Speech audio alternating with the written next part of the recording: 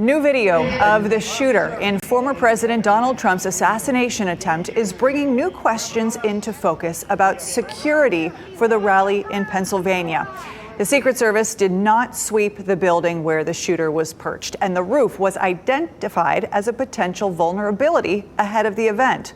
Just about an hour ago, we spoke with former FBI Assistant Director Chris Swecker, who led the investigation following the thwarted assassination attempt on former President George H.W. Bush. As somebody who understands these sorts of investigations very well, what do you make of the fact that the building that the gunman used was not swept despite being identified as a potential vulnerability? Yeah, it's hard to explain, really. I mean, the responsibility to make sure it was swept, if you will, but not just swept, but someone had eyes on it all the time throughout the rally was with the Secret Service. I mean, it may have been delegated. They may have given the responsibility for the outer perimeter to local police department or state police, but that doesn't relieve them of the responsibility. And you have to have eyes on those high points, those rooftops. That's security 101, executive protection 101.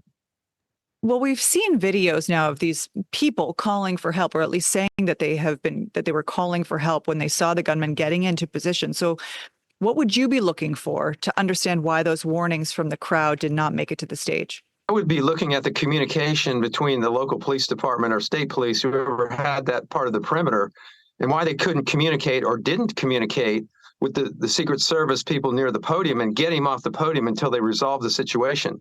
I can understand having shooting protocols and making sure that you're sure of your target. You know, it could have been a local officer up there, and maybe that's why they hesitated.